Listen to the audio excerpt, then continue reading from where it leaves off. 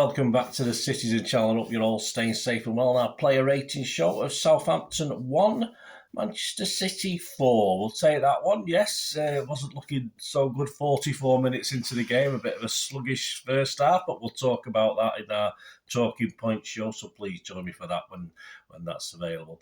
Yes, it was a 5:30pm kickoff down on the south coast, Saturday 8th of April. Match day 29, another must-win games, as they probably all are at the moment. Right, let's get straight onto the ratings. Please, if you are new to the channel, push that subscribe button, push the bell notifications. It's great to have you on board.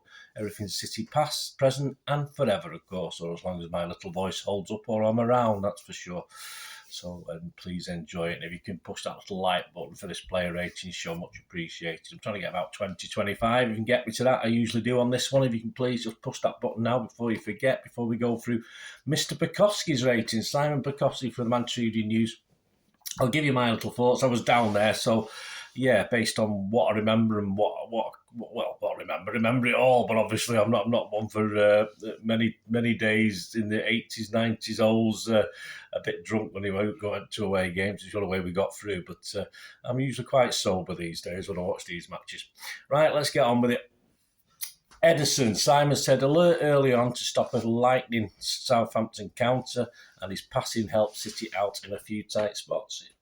Yeah, I can't disagree. I thought Edison had a good game. Couldn't do anything with the goal. As I say, it was probably more the Southampton player messing it up.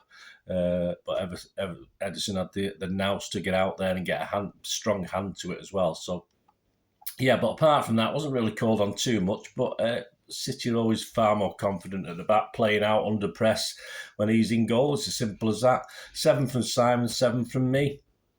Stones, yes, he was a funny one yesterday. I thought, again, I know he's got this new position now. I just thought he was a little bit underused or not really involved in the game that much, apart from being unfairly booked. Yeah, Simon said, unfortunately, we booked for a strong tackle and usually be hooked early.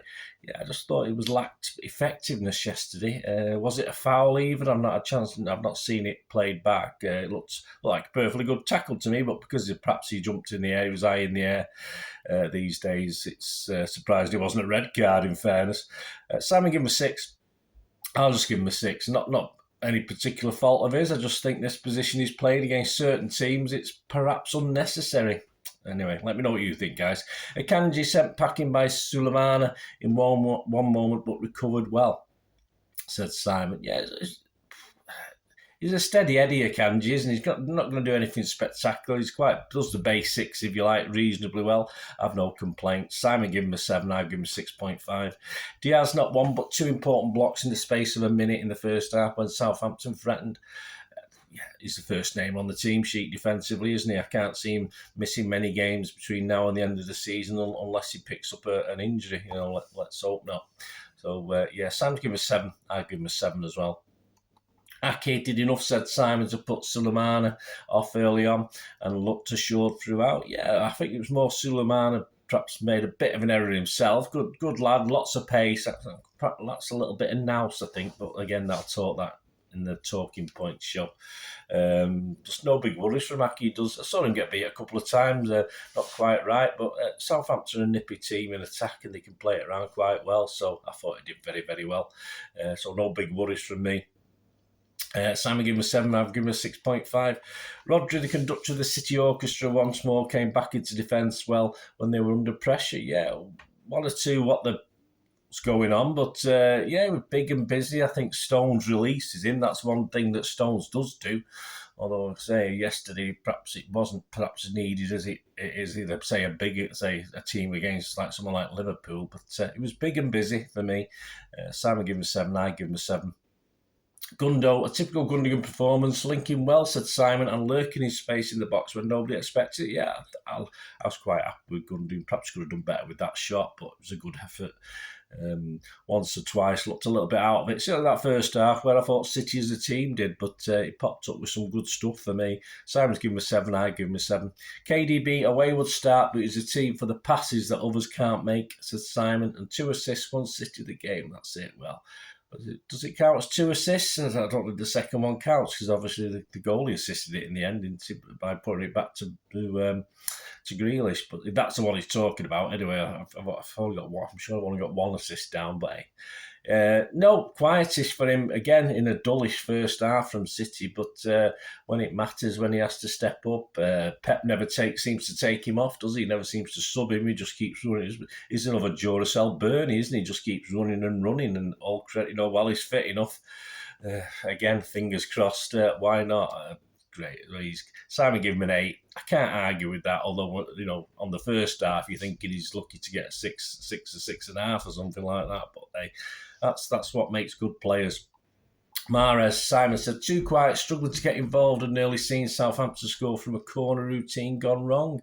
Yeah, I think KDB perhaps was a little bit more at fault. I think he was caught ball watching for that one. I think he played it with reasonable pace, Mahrez, but Suleiman was just a little bit too nippy, isn't he? But everything came through the other side.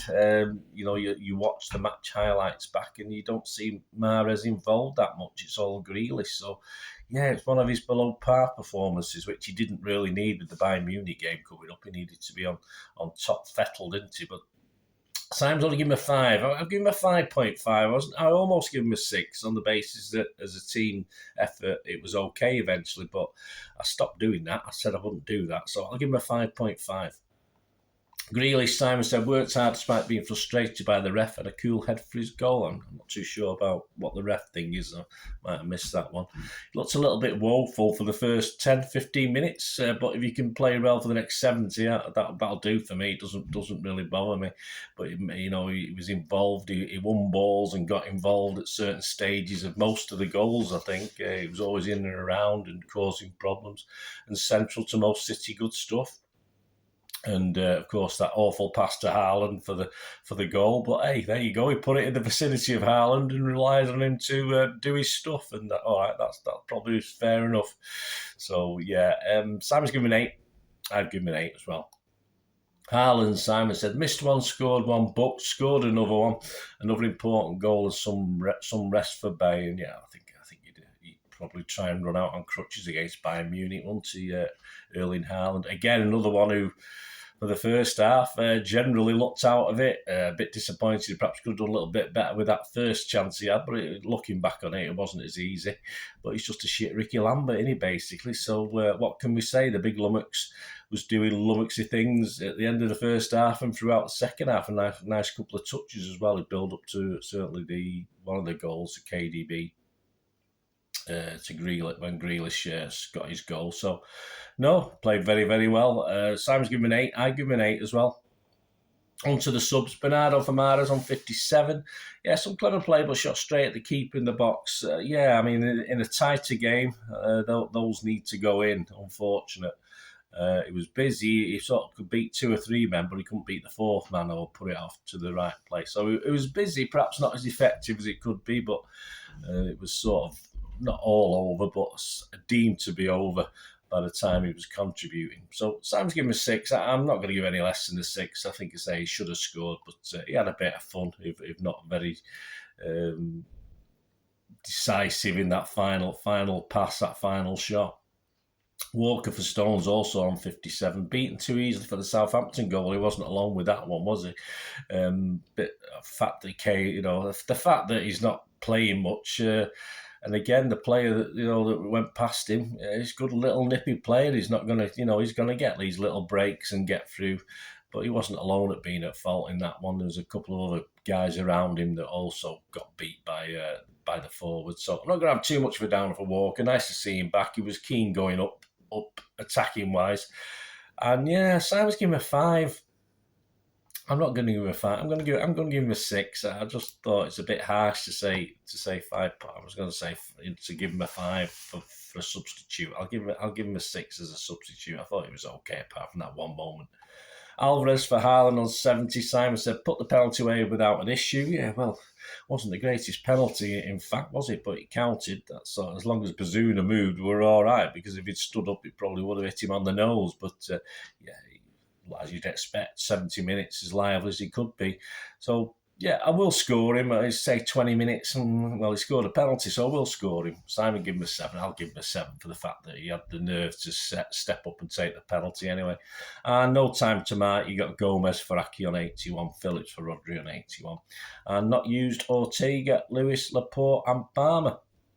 Man of the match, I had to think long and hard, and it really came between two, didn't it? And it was only watching some of the highlights back that I plumped for Grealish. I was going to plump for Haaland, but having seen how Grealish's involvement in some of the goals, at least 3 of the goals, I think, even if it's a bit earlier, 3, I'm going to plump for him. I thought Grealish is going to get the man of the match just over Haaland. Say a couple of cracking goals, but I think Grealish was the catalyst for a lot of went right for us. So let me know what you think, guys. Let me know if you agree on Grealish or what you fancy for that one. But I think there's only them 2 in it. KDB perhaps could have got into the reckoning, but I'll go with Grealish. Let me know your thoughts. Let me know your ratings as well, guys. It'd be great to hear from you all where you think there's any differences. As I say, I've watched the extended highlights on the City site, so based on being there and watching that's my little thoughts. So, but I've got other thoughts as well, so please check out my Talking Point show, which will be out as I'm recording this afternoon.